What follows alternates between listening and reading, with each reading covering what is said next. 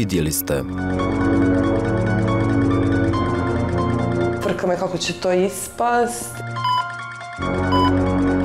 Mogu reći da je najgore prošlo. Zubi su održavani, svaka čast, ali fali im estetika. Nastavili smo s preobrazbom 30-godišnje Mihaele iz Zagreba. Nakon što je proteklog tjedna u zubotehničkom laboratoriju ostavila otiske svoga zubala, danas je završena izrada ljuskica koje će njen osmijeh učiniti besprijekornim. Napravljene su iz vrhunske keramike sa nanofluorapatit punjenjem koje ima sličnu kristalnu strukturu kao i prirodan zub. Oko 10-ak boja smo kombinirali da bi dobili što veću prirodnost, translucenciju, transparenciju, znači da se uklopi totalno u njen zubni niz i profil. Danas ćemo za početak Mihaeli izbijeliti zube, a s obzirom da su joj donji prednji zubi jako kratki, uz pomoć najmodernije laserske tehnologije produžit ćemo zube tako da zablistaju u punom sjaju.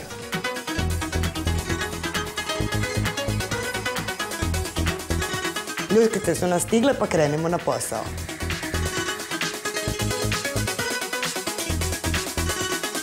Ovaj zahvat potpuno je besbolan, siguran i estetski izvanredan način za korekciju zubi. Prednost ove tehnike je što se brusi samo prednja strana zuba, i to manje od 1 mm. Na tako pripremljenu podlogu ljuskice se cementiraju posebnim vezivnim sredstvom, a rezultati su fantastični. Mihaela, gotovi smo.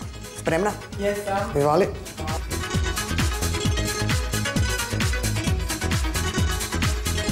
Wow. Vrijeme za povratak doktoru Bagatinu, koji će uz pomoć injekcija hijaluronske kiseline Mihaeli dodatno zagladiti lice, kao i povećati gornju usnicu.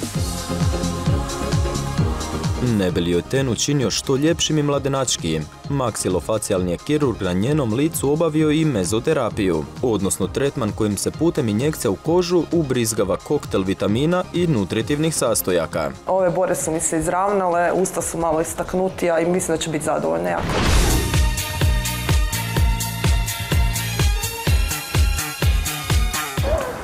Ej, bok Jurica! Pa vidim, promjena je odlična. Pa je, da. Ja imam jedno malo iznenađenje za tebe. Da?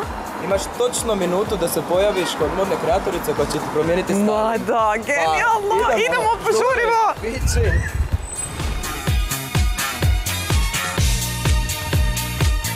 Evo ga, danas ćemo malo promijeniti tvoj stil, imam nekoliko ideja pa krenimo. Wow, ovo je san svake cure. Kad sam ušla unutra, koja sam ušla u bajku, voljela bi imati takav ormar, stvarno je divno.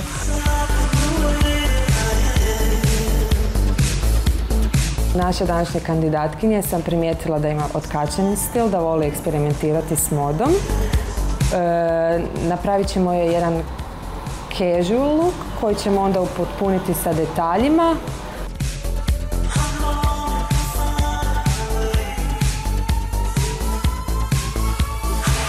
Bilo mi je jako teško izabrati, zato što su stvarno sve bile predivne, ali uz pomoć Aleksandre zaključili smo da je ova haljina sa volanima puderaste boje zapravo najbolji izbor za mene.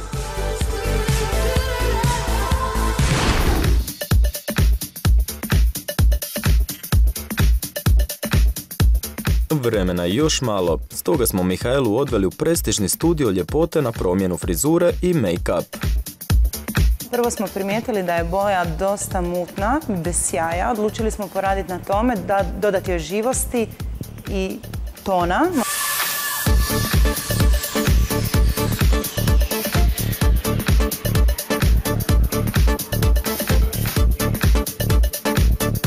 Što se šišanja tiče, nećemo puno odstupati od ovoga što sada imamo po Mihaelinoj želji, ali ćemo cjelokupan dojam upotpuniti sa tretmanom botoksa.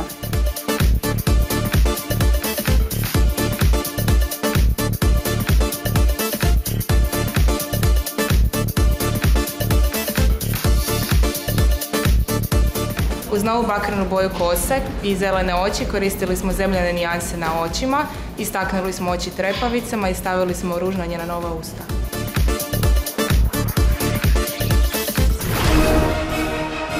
Tijekom svoje preobrazbe Mihaela se podvrgnula korekciji nosa, gornje usne i kapaka. Ne bi li riješio lošeg tena, maksilofacijalni kirurg obavio kemijski peeling, a potom i mezoterapiju. Uslijedio je tretman injekcijama hijaluronske kiseline, kojima su joj dodatno zaglađene bore i vraćen volumen lica.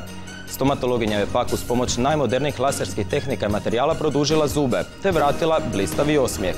Na posljedku smo je u potpunosti promijenili styling. A kako sada izgleda naša kandidatkinja? Prosudite sami.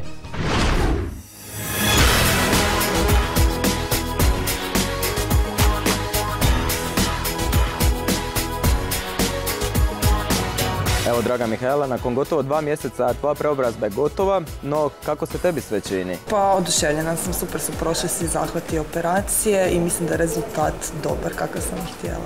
Evo, vjerujem da su i tvoji najbliži iznenađeni promjenom koliko i ja u najmanju ruku. Pa da, i obitelji i prijatelji zapravo su bili dosta iznenađeni, nisam nikom skoro ni najavila to, a na kraju rezultat se svima sviđa.